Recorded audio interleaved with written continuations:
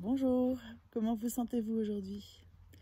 Est-ce que vous prenez le temps pour le monde subtil, pour votre intelligence émotionnelle, votre intelligence intuitive, toutes les parties que l'on ne voit pas, mais qui ont besoin d'exister? Aujourd'hui, je vous parle du temps, car je trouve vraiment que c'est quelque chose qui est pauvre aujourd'hui. Moi, j'ai entendu toute ma vie, le temps, c'est de l'argent. Donc, j'entends beaucoup parler d'argent ces derniers temps, dans plein de domaines. Toujours comment attirer plus d'argent, toujours plus d'argent, tout le temps.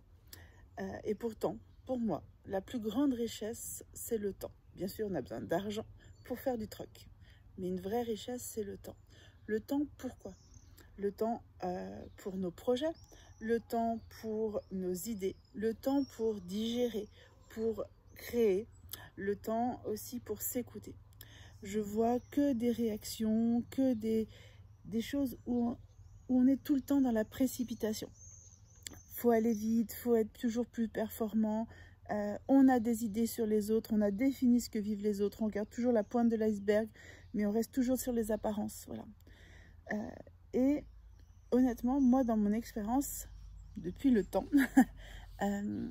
qu'est-ce que j'ai appris? C'est que plus je prends le temps, à chaque instant, donc on peut parler de moment présent, on peut parler de pleine conscience, mais je prends le temps de ressentir, d'observer, d'écouter les parts en moi qui se posent des questions, là où j'ai des limitations, là où j'ai des désirs.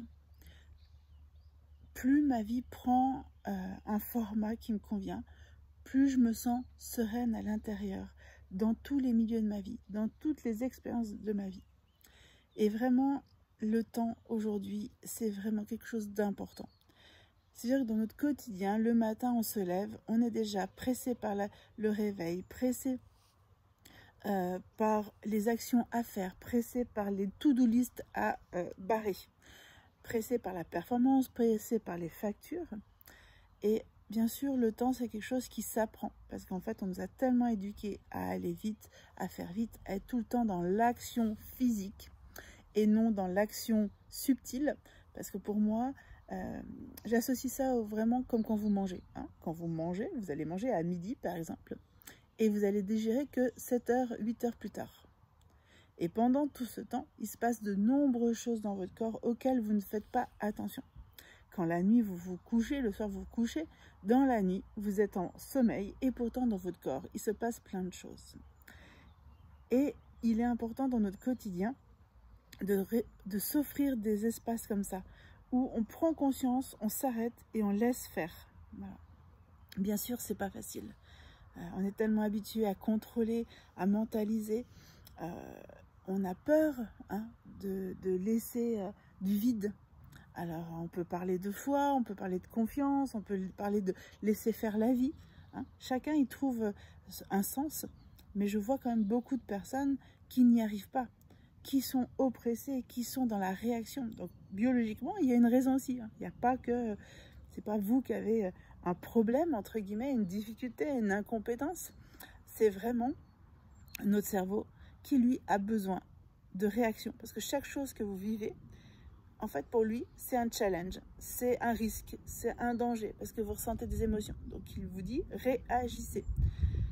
Alors, bien sûr, lorsque vous êtes face à un danger immédiat, réagissons. Ça, c'est très important.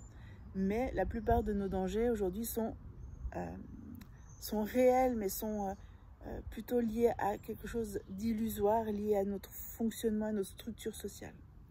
Donc, réapprendre à écouter ce qu'on ressent, s'offrir du temps, justement, sentir les choses avant de les actionner, voir si on est aligné avec ce qu'on fait, voir si ça nous convient, pour ne pas reproduire ce que font les autres, en fait, spécialement. Il n'y a aucun moment où vous devez vivre votre vie de la même façon que les autres. Non, ça, c'est important. Et aujourd'hui, arriver à s'offrir du temps dans sa vie, dans son quotidien, dans chacun de ses rôles, dans chacune de ses actions, c'est essentiel. Bien sûr, ça va à contre-courant de l'ensemble de notre société. Toujours plus vite, toujours mieux. Hein. Je vois dans l'entrepreneuriat pareil. Il faut être sur les réseaux, il faut faire ci, il faut faire ça. Mais stop. Parce qu'en fait, vous brassez de l'air. Hein. Vous dépensez de l'énergie à être en action au lieu de trouver, d'écouter et d'utiliser votre énergie pour la bonne action. Voilà. Spirituellement, pour aider l'acte de foi. Voyez. Donc moi, j'avais envie juste de vous parler de ça ce matin. Parce que moi, plus je prends le temps, alors bien sûr, hein, je ne peux pas vous dire que c'est toujours confortable, ce serait un mensonge. Parfois, de me voir au ralenti, j'ai l'impression de faire moins que les autres, de ne pas être assez productive. Je vois tous les jugements que je peux avoir sur moi-même. Oui, il faut que tu fasses plus, parce qu'on m'a élevé comme ça aussi. Hein. J'en fais partie du système. J'ai juste cheminé, j'ai juste observé des choses dans ma vie pour me détacher des réactions de mon animalité. Je le dis comme ça parce que c'est vraiment juste être contrôlé par soit mon cerveau, soit par la société, soit parce que les autres veulent de moi. Ça, c'est pas OK. Hein, moi, je suis une personne très libre à l'intérieur qui a recherché la liberté, tout ce qui m'empêchait d'être libre, donc d'être moi-même. Je l'ai observé, je l'ai fait évoluer, je l'ai aimé, hein. Je ne l'ai pas rejeté, même s'il y a des moments où je la rejetais, mais non, j'ai aimé et j'ai essayé de faire évoluer, d'alchimiser. Voilà.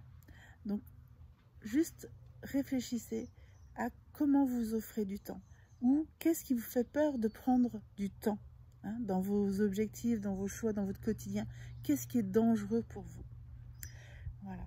N'hésitez pas à partager vos réflexions, à me dire ce que vous ressentez en écoutant cette vidéo. Je vous embrasse et à bientôt.